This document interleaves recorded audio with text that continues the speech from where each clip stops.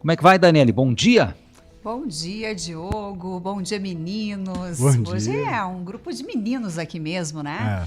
Tomamos conta hoje. Tomaram conta, estão muito divertidos aqui hoje, né? Eu acho que estão cansados também. Daí vem essa descontração de enterro dos ossos, carnaval infantil. Olha, me identifiquei. Eu também estou pensando boa. de fazer mais o enterro dos ossos do que carnaval aí, né? Mas vamos lá. Pois é, minha gente. Ainda estamos no princípio de ano, né? E nos últimos tempos, pelo menos esse primeiro mês, eu vim ouvindo muita gente falando sobre comparações. E muita gente entristecida porque está comparando uma coisa com a outra, uma gestão de um ano com gestão de outro ano, um líder que era de um ano com um líder de outro ano. Ai, e aí me deu muita dor, né? E pensei, por que não compartilhar um pouquinho sobre o que a comparação faz na nossa vida? Nós já trouxemos esse assunto aqui, mas hoje eu vou trazer um pouquinho mais de uma visão social, e também tem um autor muito legal, um escritor, o JJ Camargo, que é colunista, que é jornalista, escritor, sim. enfim, gaúcho, e ele fala que a comparação é uma via segura para a infelicidade. E assim, a gente não tem dúvida, mas a gente tem que lembrar que a gente compara não é porque a gente quer muitas vezes, porque é algo intrínseco do ser humano. É inconsciente. Realmente nós precisamos da comparação para ter uma vida social. Nós comparamos para identificar que grupo é mais parecido comigo, que pessoas que têm os mesmos hábitos, ou que pessoas que têm hábitos distintos para eu poder evoluir e aprender com elas. Isso numa visão mais saudável da comparação. O JJ, quando fala que é uma via segura da infelicidade, ele está trazendo um lado disfuncional da comparação. E esse é o lado que a gente mais percebe nas pessoas, ou seja, nós. Sempre temos que lembrar, quando a gente fala das pessoas, a gente está falando da gente. Não existe um grupo do eles que se comparam com eu que estou falando que não comparo. Isso não existe, Perfeito. Eu e eles. Nós, seres humanos, temos uma tendência natural de sobrevivência, né, a comparar. Mas por que a gente não para de se comparar? Porque a gente precisa pertencer aos grupos mesmo. Sim. E por que a gente também não para de se comparar, às vezes, com uma pessoa o que se chama na teoria da comparação descendente, ou seja, daqueles que, entre aspas, têm menos alguns itens ou recursos menos que eu, e aí eu olho para aquelas pessoas e, sem me dar conta, eu sinto um certo prazer.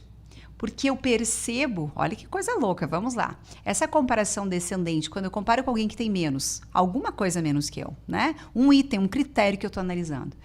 Eu sinto um prazer porque gera no meu corpo dopamina. Dopamina é uma substância de prazer. É uma recompensa. Sim.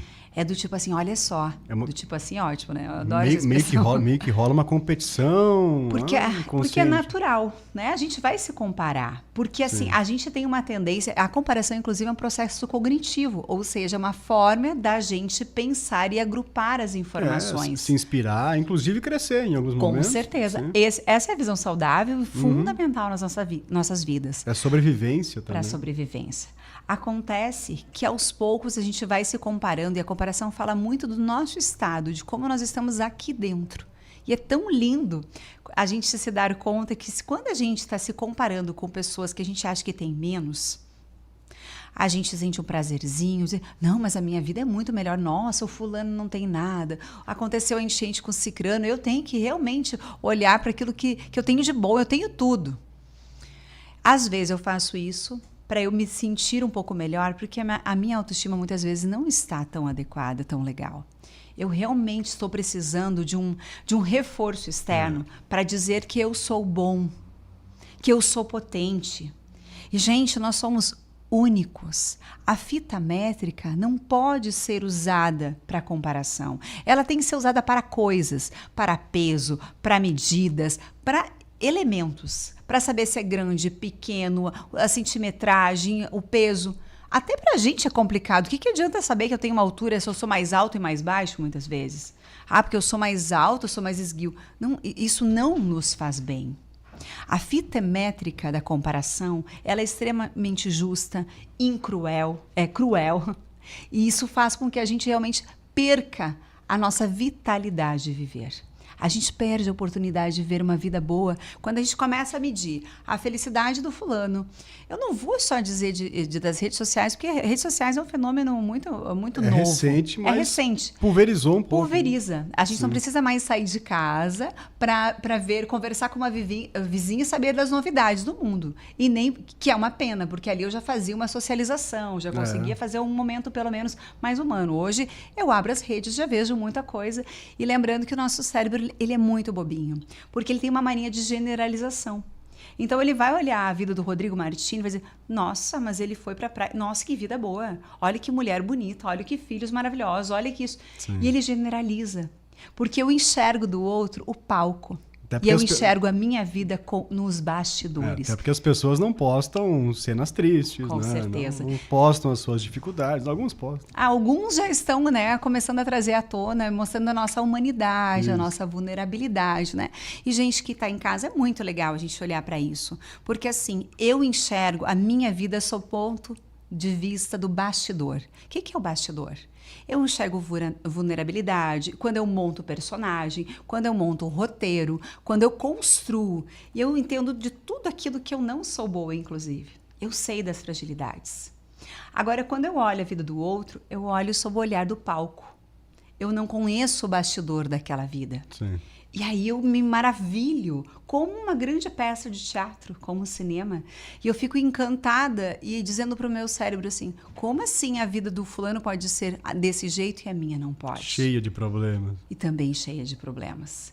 Então é muito lindo e a gente pode usar a nossa família como referência do mundo, porque na nossa família sempre vai ter um filho que vai aprender mais ou menos, sempre vai ter discussões de casal, sempre vai ter um pai, às vezes, que talvez não foi tão presente, ou uma mãe que não foi tão presente, ou um pai que foi agressivo.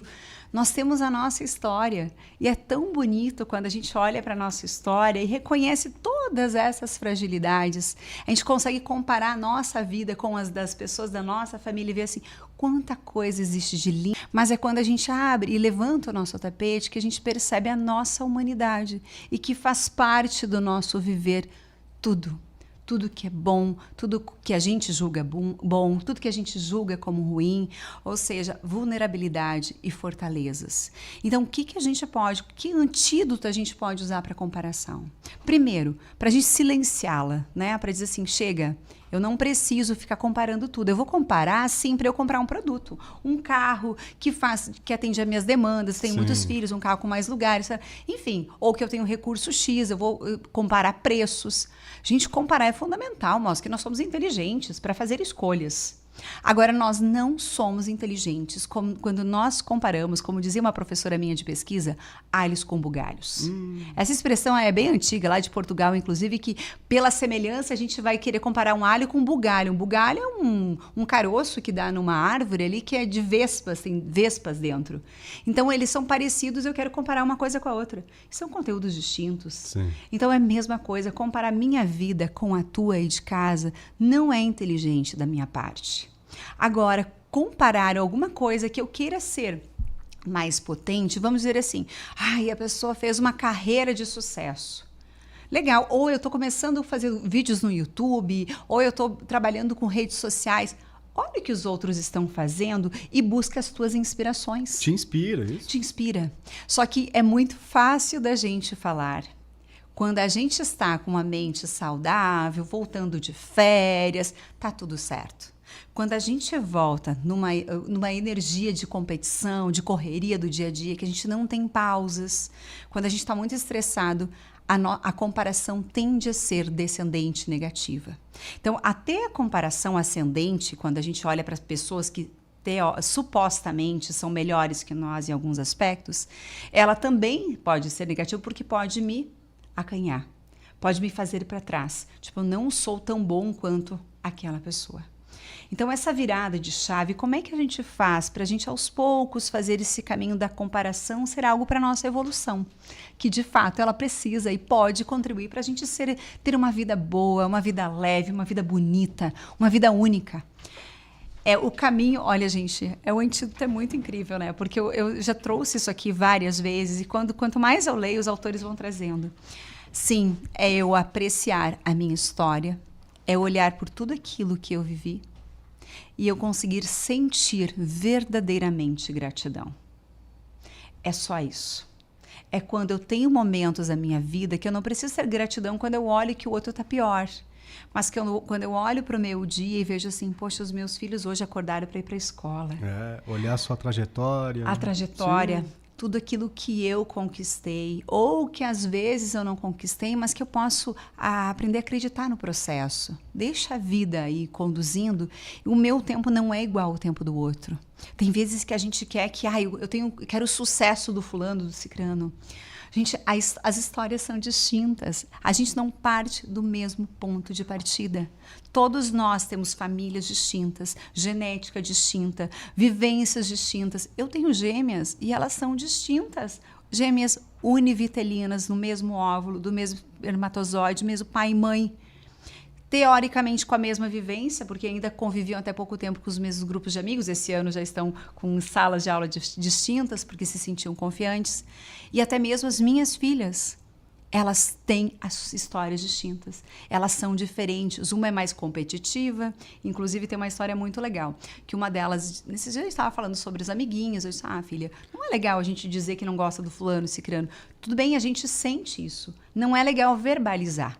Porque a gente vai criando uma imagem dessa pessoa que talvez não seja verdadeira, é a tua percepção. E fala sobre como tu te sente. Por que a fulana tu sente que ela se acha, né? Que são as expressões infantis Sim. E também adultas, né? Sejamos realistas. Mãe, porque ela quer ser a melhor, porque ela... E tu também quer ser? Eu quero. Tu também se acha? O que rolou aí? O que rolou aí? Uma comparação e veio um sentimento, uma emoção da inveja.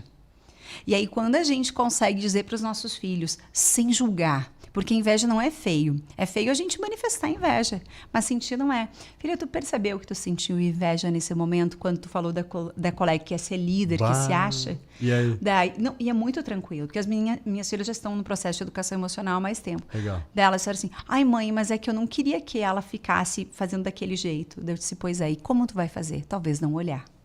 Até o dia que tu vai se sentir tão forte quanto ela e tu também vai perceber que há espaços de liderança para todo mundo.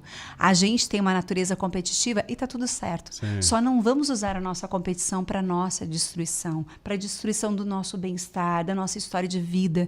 Portanto, a gente precisa olhar com carinho e fazer a comparação não de mim hoje com a tua história de hoje, mas olhar o meu eu do passado com o meu eu do hoje. E como diz um filósofo lá em 400 anos de Cristo, que é uma frase que eu amo, que ele diz assim, a gente precisa, na verdade, resgatar memórias do coração. E o Antístenes diz o seguinte, que a gratidão é a memória do coração. Quando a gente cria memórias potentes, poderosas, né, e a gente vive uma vida muito melhor. E quem nos apoia nisso é esse olhar da gratidão, é da apreciação. Eu consegui olhar para a minha história, sobretudo a minha história. A minha história tem que fazer sentido para a minha vida. A do outro é do outro. Eu não tenho gerência. Sim. Eu posso perder meu tempo julgando e falando. E, de fato, é uma perda de tempo. Agora, se eu olhar para a história da minha amiga, da minha colega, e dizer assim, você pode admirar a história do outro. E essa deveria ser a nossa visão. Isso. Só que nós temos uma tendência, lembrando, quando a gente fala de felicidade, a gente fala de emoções positivas, mas não tirando o espaço das emoções negativas, que é o medo, a raiva. Essas emoções nos geram uma memória muito forte. Elas são como o que a gente chama de velcro, elas grudam. A emoção negativa é como teflon, ela flui. Mas o velcro fica por quê? Porque essa emoção negativa é para a gente sobreviver. Logo, quando a comparação, ela vai reforçando algumas crenças do passado da gente. Vai dizendo assim, tu viu? Ninguém gosta de mim. Tu viu? Ninguém me considera líder. Tu viu? Eu não sou uma pessoa legal. Eu não sou bonita. Isso tudo vai reforçando crenças lá da minha infância. E se eu não tenho essa consciência de que eu me senti inferiorizada, sem amigos, sozinho, na minha vida adulta, quando eu fizer as comparações, isso vem tudo reforçar essas nossas crenças.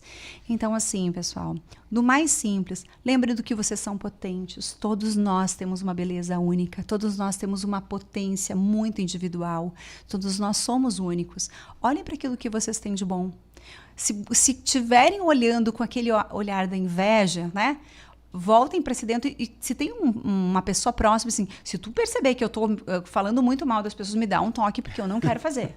Gente, peçam ajuda. Quem é amigo de verdade diz. Mas combine um código para dizer, dá um toquezinho, tipo, tá demais. Tá te passando, gente. Tá te passando, é isso aí. E lembrem, né? Se vocês puderem, e por favor façam isso ao longo do dia, em algum momento de gratidão para se dar conta de tanta beleza, tantas coisas incríveis no dia, que não foi só o estresse de vender, de fazer, de trabalhar, quando trabalham o estresse, né? Mas que também tem momentos incríveis, que eu acordei sem dor de cabeça, que eu pude comer uma coisa que eu gosto, que eu vi o meu filho, que eu falei com a minha mãe, o que for, o que faz vocês felizes. Olhem para esses momentos para criar essas conexões neurais e reforçar esse olhar. Do contrário, a gente vai ficar olhando para o negativo e a gente vai dizendo assim, só a minha vida não dá certo, e a do fulano dá. Muito bom.